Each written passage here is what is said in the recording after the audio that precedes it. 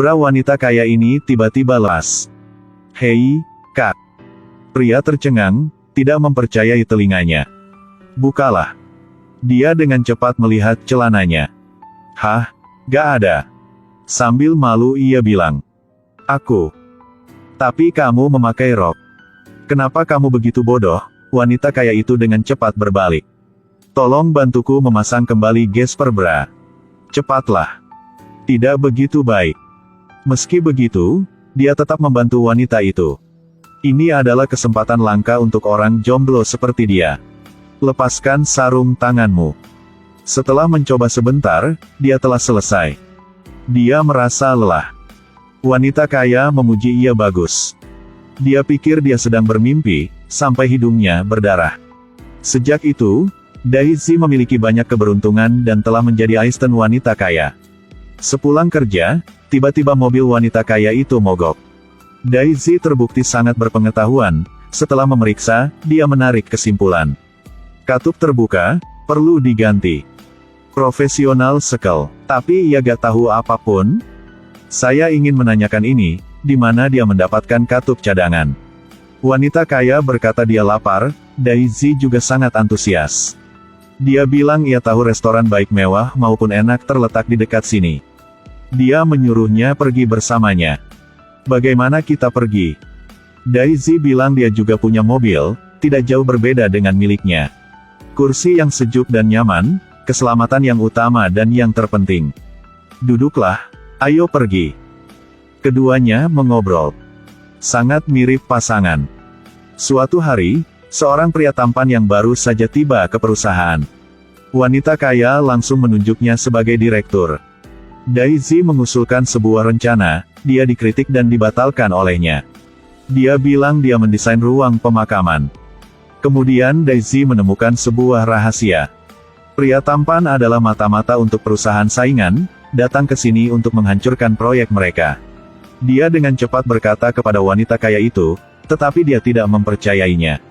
Dan katakan dia pacarnya. Daisy kaget, ternyata dia delusi. Dia sangat patah hati, jadi ia memutuskan bunuh diri. Ada idola mau melompat dari jembatan di sebelahnya, jadi orang-orang datang untuk melihatnya. "Jika kamu ingin mati, pergi ke sana. Jangan datang ke sini, kamu tak tahu malu, kan? Saya bahkan tidak membutuhkan hidup saya, apa yang harus saya malu?" Setelah mengatakan itu, dia meminta reporter untuk berfoto. Ternyata alasan dia bunuh diri adalah karena fans memberinya julukan. "Mereka memanggilku vagina palsu." Daisy memintanya untuk melompat dengannya. "Siapa yang memesan makanan? Itu aku." Ternyata idola mau makan sampai kenyang sebelum melompat dari jembatan. Agar menjadi hantu yang kenyang.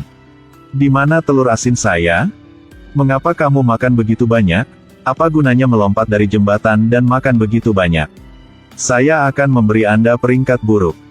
Setelah makan, Daisy memintanya untuk bunuh diri. Tapi idola takut, dia bilang dia harus ke toilet setelah makan. Daisy tidak mengatakan apa-apa dan melompat turun. Tiemann juga melompat bersama. Tak disangka, Daisy adalah orang yang menyelamatkannya ke darat pada akhirnya. Ternyata, keduanya adalah teman sekolah dasar. Sama seperti itu, menjadi teman dekat. Keduanya pergi ke bar Tiemann, lalu minum banyak alkohol.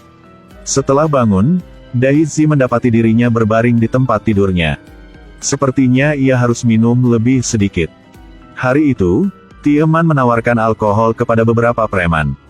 Dia berkata jika dia minum seluruh botol anggur dalam 1 menit, dia akan membayar 3 kali lipat. Tiemann membutuhkan uang untuk operasi ayahnya, jadi dia meminum semuanya. Tetapi karena dia tidak hati-hati, dia menyemprotkan alkohol ke bos gangster. Tiemann segera minta maaf. "Jilat, lihat apa, cepat jilat." Pada saat itu, Daisy muncul untuk menyelamatkannya tepat waktu. "Kak, aku ahli dalam menjilat alkohol. Lidahku sangat panjang. Biarkan aku menjilatmu." Para junior segera memukulnya. Tiemann sangat ketakutan, tapi detik berikutnya. "Kak, jilat bagaimana?" "Kak, aku datang ke sini hanya untuk minum, bukan untuk berkelahi, paham kan? Mohon maafkan saya." Daisy naik gunung untuk mencari master membantunya. Secara tidak sengaja menemukan rahasia menghasilkan uang. Jika Anda memberi Anda 600 juta untuk makan kotoran burung, apakah Anda akan memakannya? Aku akan memberimu kesempatan. Jika kamu memakannya, aku akan memberimu 600 juta yuan. Daisy dia tidak akan makan bahkan jika dia mati.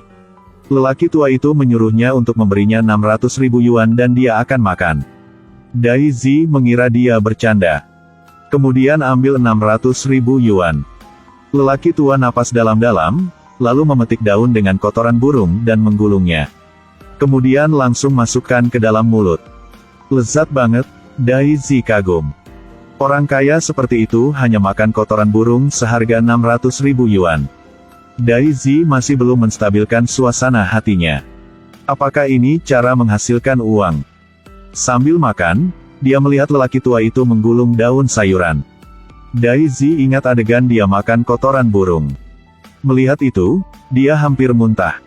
Setelah diinstruksikan oleh Grandmaster, dia memutuskan untuk melepaskan masa lalu. Pada saat itu, wanita kaya juga datang ke sini. Ternyata, dia datang ke sini untuk meminta maaf kepada Daisy. Pria tampan itu adalah mata-mata, menghancurkan portofolio perusahaan. Sudah hampir waktunya untuk menawar dan mereka belum menemukan solusi. Wanita kaya berharap dia bisa membantunya menyelesaikan kategori. Daisy langsung menolak. Tolong bantuku. Pada akhirnya, dia setuju. Daichi bertemu beberapa master, meminta mereka untuk mengajari mereka sedikit pengalaman.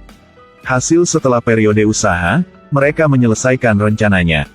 Dalam lelang, Daisy membantu perusahaan menang. Karena untuk berterima kasih padanya, wanita kaya itu mengundangnya untuk minum teh.